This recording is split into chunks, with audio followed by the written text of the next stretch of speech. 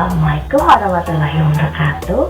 Halo teman-teman, jumpa lagi dengan aku, Endriliana. Pada video kali ini, kita akan menjawab pertanyaan-pertanyaan mengenai matematika. Sebelum lanjut ke pembahasan, jangan lupa untuk like, komen, dan subscribe YouTube channel aku, Endriliana, karena subscribe itu gratis. Oh ya, jangan lupa untuk mengaktifkan lonceng notifikasi agar tidak ketinggalan video-video aku selanjutnya.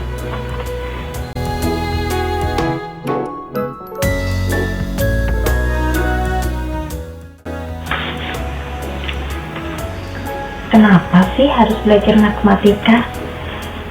Sebagian orang pasti pernah atau bahkan sampai sekarang pun masih bertanya-tanya, ngapain sih kita harus belajar matematika? Padahal kan matematika isinya hanya angka, rumit, susah dimengerti, bahkan tujuannya matematika itu berguna untuk apapun kita juga nggak tahu. Dari TK kita sudah mulai menghafal angka. Saat SD belajar penjumlahan, pengurangan, perkalian, hingga pembagian. Saat kita masuk SMP nih, kita mulai bertemu dengan X, Y, sampai Z yang selalu dicari-cari nilainya. Saat masuk SMA, kita akan bertemu dengan limit, diferensial, integral, logaritma, dan lain sebagainya. Masuk kuliah nih, apapun jurusannya, ujung-ujungnya kita reunian lagi sama statistika.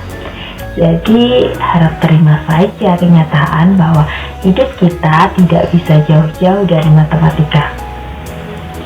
Terus ada nih pertanyaan, jadi apa sih sebenarnya fungsi matematika di hidup kita?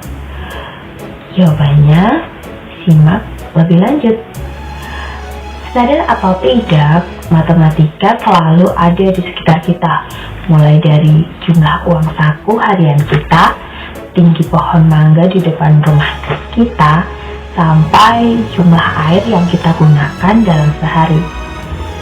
Matematika itu ibarat bahasa yang digunakan untuk memahami alam semesta, mulai dari pergerakan sekecil atom atau hingga benda yang super besar seperti black hole. Dengan matematika, kita juga bisa tahu jarak antara bumi dengan matahari. Tapi matematika nggak menjadi penentu masa depan kan? Tanya seorang teman. Salah dong, bahkan matematika adalah ilmu yang mengantarkan kita sampai berada di keberadaban modern ini. Tidak percaya? Bayangkan aja nih, jika matematika tidak ditemukan, mungkin ilmu pengetahuan lain seperti fisika, kimia, biologi, sampai ekonomi pun juga tidak bisa ditemukan. Itu berarti teknologi yang canggih tidak ditemukan dan peradaban manusia masih primitif.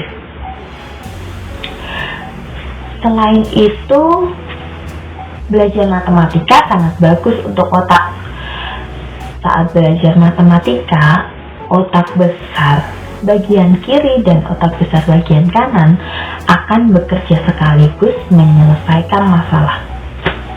Menyelesaikan masalah matematika itu ada langkah-langkahnya. Kita tidak bisa loncat-loncat ataupun mengacak. Kita harus runtut dari A sampai Z kalau ingin ketemu jawabannya. Sehingga bisa disimpulkan bahwa dengan menyelesaikan persoalan-persoalan matematika, otak kita akan terlatih untuk berpikir logis, kritis, dan sistematis. Nah, dengan kemampuan berpikir logis, kritis, dan sistematis inilah yang akan kita perlukan dalam menghadapi masalah kehidupan sehari-hari suatu hari nanti. Dari sini kita tahu bahwa matematika mengajarkan kita tentang kesabaran dan keyakinan bahwa sesulit apapun soal pasti ada jawabannya. Ya kan? Terus sesulit apapun cobaan hidup, pasti ada jalan keluarnya. Yang penting kita harus sabar dalam menjalani segala proses dan tetap berusaha mencari jawabannya. Karena bersabar tanpa suatu usaha adalah bohong. Kemudian dari matematika kita juga belajar tentang indahnya kebahagiaan. Setelah pusing-pusing nih, setelah berjuang, kalian pasti pernah merasa begitu bahagia saat menemukan jawaban setelah melalui proses perjuangan panjang dalam mengerjakan soal matematika yang penuh dengan drama. Pokoknya nggak bisa diungkapin deh dengan kata-kata. Bahagia banget. Itu tuh membuat kita merasa menjadi manusia paling pintar sedunia. Agak lebay sih, tapi memang seperti itu kenyataannya. Intinya, dari matematika ini kita jadi bisa menghargai proses, bukan hanya sekedar hasil. Itu semua hanya sebagian kecil dari manfaat dari makna dalam belajar matematika. Memang sih dari luar tuh matematika terlihat menyeramkan, tetapi siapa yang tahu di balik semua itu ternyata matematika penuh dengan makna dan hikmah yang mendalam. Terus ada teman yang nanya nih, gimana kalau sudah terlanjur ketinggalan materi dan sekarang ingin mengerjakan soal dan kita tuh kesulitan?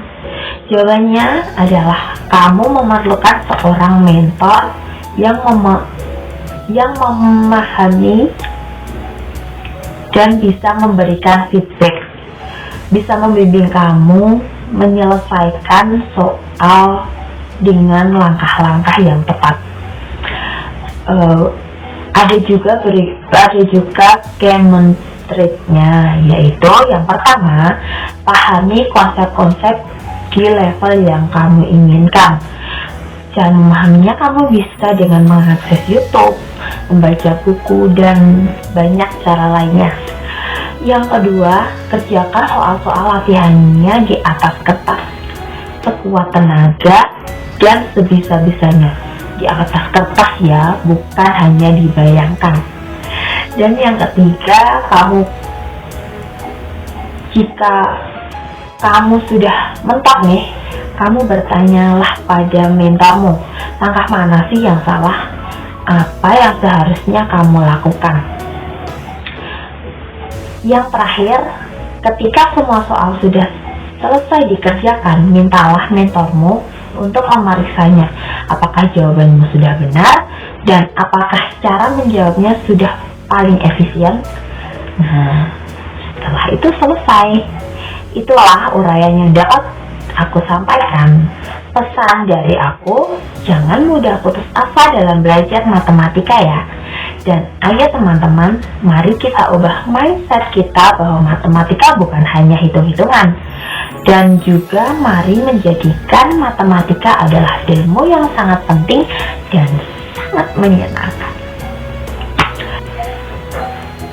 Nah, sekian dulu video aku kali ini.